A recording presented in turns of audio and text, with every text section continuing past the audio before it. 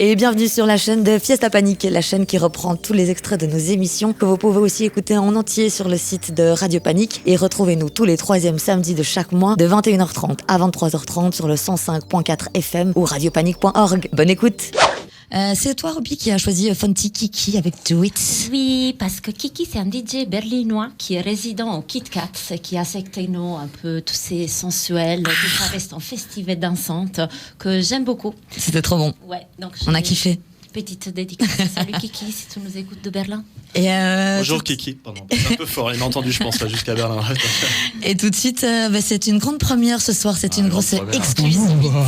Applaudissements, s'il vous plaît. Bravo. J'ai déjà les poils. Ouh. Il fallait gérer les feux en même temps, c'est bon. Et c'est la première chronique de Léo. J'avais fait une chronique la fois passée quand même avec MC Skywalker. Je me rappelle très bien. Mais c'est passé un peu dans le flux de l'interview, on s'en est pas trop rendu compte. Et là maintenant on va entendre ta quelque patte. chose aussi spécial. Ouais, ma patte si on veut, bien sûr. Ouais, en fait c'est un copain qui m'a amené dans une bibliothèque, chose que je n'avais pas faite depuis pas mal de temps. Et il faut avoir un ami qui nous emmène dans une bibliothèque. Ouais, et qui a un abonnement à la bibliothèque parce que sinon flemme et puis je repars. Quoi, tu vois, ça a l'air sympa. Puis je laisse ça pour l'année prochaine. Il avait un abonnement donc il m'a dit écoute, prends-toi un bouquin puis dans un mois tu le reposes. Ça a fait le bouquin de l'été finalement. Ouais. Je suis tombé dessus par hasard, mais c'est un livre que j'ai déjà vu passer dans les médias il y a quelques années. Il est sorti en 2023. Il s'appelle Le talent est une fiction de Sama Karaki. Voilà pourquoi est-ce qu'il m'avait flashé, parce que je pense que le mythe du talent on l'a tous en nous depuis petit, hein. Il y a ce rapport-là à des gens exceptionnels qui font des choses exceptionnelles. On a souvent envie d'oublier ce qui se passe derrière ou ce qui a pu être fait derrière. Et donc voilà, Sarah Karaki, c'est qui ? C'est une neurobiologiste et docteur en neurosciences libanaise, fondatrice du Social Brain Institute. Je vais mettre un petit fond sonore. Oh la classe, il a tout prévu. On est professionnels ou on est pas? Je savais qu'il fallait le mettre devant la table. Il nous ferme le micro. Okay. Attends Mathieu, fais voir, essaie de parler voir. Ça suffit. Tu cries trop fort Mathieu. Tu es dans le rouge à chaque fois Mathieu. Mais ça c'est pas nouveau, hein, j'ai envie de te dire. Ouais, et donc fondatrice du Social Brain Institute, c'est un essai finalement qui cherche à déconstruire le mythe du talent inné, le mythe du succès individuel et méritocratique, en s'appuyant sur des articles scientifiques et des analyses critiques des rapports sociaux.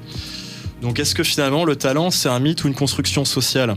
Elle part d'un constat, c'est l'idée que le talent, comme inscrit dans nos gènes, est scientifiquement infondé. Ce qu'on appelle talent résulte finalement avant tout de contextes socio-éducatifs, d'un travail soutenu et de conditions environnementales très propices. Elle s'appuie sur des exemples célèbres comme le mythe de Mozart, ce génie à 4 ans qui écrivait des symphonies, etc.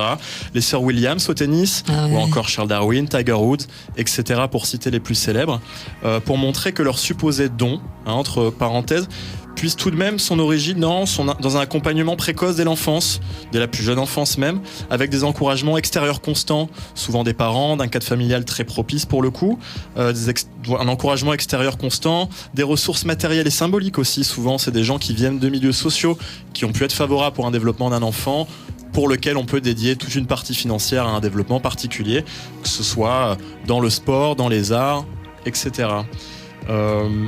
Donc elle met en avant le rôle fondamental de la plasticité cérébrale, c'est-à-dire que notre cerveau est façonné par les expériences et cet entraînement répété et l'environnement social, d'autant plus dans la prime enfance, ce serait faux de considérer que le talent soit figé ou que ce soit inné. Voilà, c'est avant tout du travail et encore plus quand la plasticité cérébrale d'un enfant peut se développer de manière exponentielle, quoi. On sait bien qu'à partir d'un certain âge, on dit 25, 30 ans, à l'âge adulte, déjà on commence à avoir une capacité d'apprentissage qui est bien différente.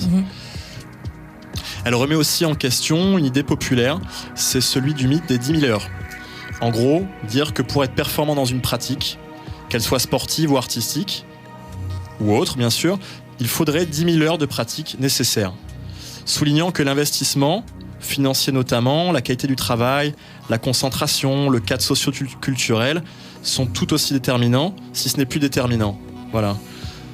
Donc finalement, l'intelligence pour elle, pour l'autrice, ne se résume pas à un chiffre, comme le QI, mais elle est plurielle, évolutive, sensible au contexte culturel, au contexte historique. D'ailleurs, ce QI a augmenté de façon significative au XXe siècle, sans qu'il y ait d'évolution génétique particulière, ce qui suggère une influence majeure de l'environnement. d'Inde, dans des pays industriels riches qui ont pu développer aussi un cadre favorable à l'éducation et à la pérennité du savoir. Donc le talent, tel qu'il est pensé socialement, devient un outil de légitimation. Il justifie, à travers ce mythe, les inégalités sociales en renvoyant la responsabilité des échecs aux individus plutôt qu'aux structures. Petite gorgée. Tu nous tiens, Tu nous fais une masterclass, tu nous tiens hein. la bouche, oui. Masterclass, il reste 3 points, reste accroché. Je suis accroché. Parce que là, voilà, attends, voilà. Est-ce que le bête va pouvoir rester jusqu'au bout? Ouais, non, on va. Parfait. Donc Araki, l'autrice, elle aide à comprendre comment les sciences cognitives et biologiques sont hiérarchisées de manière simpliste, au détriment des sciences sociales, pour légitimer des politiques éducatives ciblées ou des réformes scolaires qui se fondent sur la détermination biologique plutôt que sur les inégalités structurelles. Donc elle appelle à une vision dialectique, une compréhension du talent qui prend en compte aussi l'interaction complexe qu'il y a entre biologie, conditions matérielles, sociales et conditions culturelles. Donc les conséquences sociales et ses propositions, c'est finalement un livre qui parle des effets néfastes du mérite ou de ce qu'on accorde au mérite à travers l'idée de talent. Ouais, si tu veux bien me relancer un peu de musique. Voilà, j'ai mis un peu de dub techno en fond parce que ça fait toujours plaisir. Ça. Certains diront musique d'ascenseur, je ne les crois pas. Bon, bed. Là, on t'avoue qu'on est concentré sur ce que tu racontes. Ouais, de toute façon. Pas sur la nappe musicale. Non, mais je dis ça vraiment pour la blague. J'adore la dub techno et j'imagine que beaucoup aussi.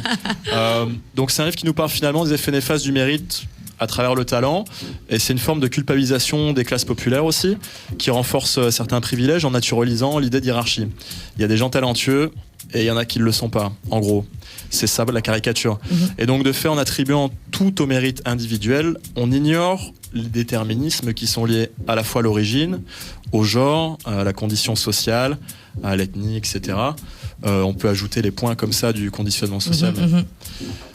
Donc elle propose des pistes assez concrètes et intéressantes. J'ai pas tout à fait fini le bouquin, pour être honnête, j'en suis aux 3/4, suffisamment pour parler encore de ça, même si je pense que dans les dernières lignes c'est banger aussi. Donc elle valorise les intelligences multiples, non seulement le raisonnement abstrait tel qu'il est dans l'étude du QI par exemple, réformer les systèmes scolaires universitaires pour reconnaître d'autres formes d'excellence que celle qui est liée justement à l'abstraction et à cette idée de il faut justement avoir du savoir pour être talentueux, un savoir technique ou intellectuel, peu importe, et encourager justement les trajectoires collectives plutôt qu'individuelles, qui sont centrées alors sur le plaisir d'apprendre, justement. Voilà, donc c'est un livre qui avait été salué il y a quelques années, je l'ai vu en boutique, je l'ai pris, je le conseille à tout le monde, je pense, c'est très intéressant. Quand on parle de talent, ça reviendra toujours sur une table au cours d'une conversation. Donc voilà, ça me semblait utile aujourd'hui de vous en parler. De toute façon, j'avais que ça à dire, je crois. C'était ça, vous parlez de piscine. Voilà, je crois que. On garde la piscine pour la prochaine fois. Bon, ben ok, prochaine chronique piscine. Je note ça dans mon calendrier. Performance, type de nage, quelles sont les meilleures piscines de bruit? Avec une démonstration sonore. Démonstration sonore. Ben, je pourrais peut-être taffer sur ça. Petit son design derrière. Au lieu de mettre des splash. Son des fixes splash. Ok, je téléchargerai une banque de sons pour l'occasion. Ou j'irai peut-être à la piscine de Saint-Josse. Prendre des sons subaquatiques. Micro-trottoir, micro-bord de piscine. Mais pourquoi pas? Bah oui. Il y a une pièce de Charo Calvo, qui est une compositrice qui sera invitée à un festival que j'organise en octobre prochain, au Théâtre Marnier, au passage, j'en profite, l'Espace du Son, ça s'appelle, qui avait fait une pièce il y a, je pense, 20 ou 30 ans dans les bains de Bruxelles, où elle avait fait une pièce musicale qu'elle avait spatialisée donc, dans un espace sonore, où elle avait interviewé justement des maîtres nageurs avec des enfants qui jouent dans un sorte de bain réverbéré comme ça, avec justement des splashs, des sons aquatiques. Oui, c'est génial, il doit y avoir c'est une des pièce sons assez comique. Incroyables. Ouais, bah pourquoi pas la passer la prochaine fois. Je dois l'avoir sur mon disque dur. Voilà, pas grand chose de plus à dire. Ça déconstruit les mythes de la réussite et du mérite. Je trouvais ça cool. On peut passer à autre chose, s'écouter un peu de musique par exemple. Merci Léo, c'était hyper cool Merci pour ton premier bain. Ouais. Du coup, c'est super intéressant comme sujet, comme bouquin et comme autrice. Et j'en profiterai pour te rementionner ton autrice et ton bouquin pendant ma chronique parce que c'est lié. Alors je le ferai de manière. On n'a pas fait exprès. Mais toi, tu te sens lié beaucoup ce soir. Je serai beaucoup moins. Ce sera beaucoup moins intelligent, mais ça me paraît important de faire le lien. Mais alors du coup là, oui, dans la suite de l'émission, qu'est-ce qu'on s'écoute? Il va y avoir Robbie qui va nous faire une petite surprise. Il y a Mathieu qui va nous faire un putain de coup de gueule. Et puis moi je reviens un petit peu plus tard pour vous parler un petit peu de conso. Et on s'écoute un morceau que Léo a choisi. Ouais, je me suis dit pourquoi pas en fait. Voilà. Vas-y, tu nous fais écouter quoi là? Après ma chronique, oui, c'est ça, c'est un morceau de toi qu'on écoute. Un self-made man finalement quoi. Méritocratie, tout ça. Il n'y a pas un lien quelque part, je sais pas. J'en fais exprès. Ouais, c'est un morceau qui est sorti en mai dernier sur un label canadien qui s'appelle Archipel Music Canada. Big up à Fic, Jean-Patrice au passage. Le morceau s'appelle Vinciliata, c'est la 4e track de l'EP. Vous pouvez trouver sur Bandcamp, surtout parce que il a fait le choix de quitter Spotify il y a quelques semaines. Donc toutes les musiques du label qui a une vingtaine d'années, je sais plus exactement. Jean-Patrice m'en veut pas si tu m'écoutes, mais il a décidé de bouger toute la discographie de Spotify. Ouais, par niveau éthique. Comme beaucoup d'ailleurs de labels et de maisons de disques des milieux de musique électronique alternative. Qui se respectent. Donc la track s'appelle Vinciliata. Voilà, je vous ai écouté ça.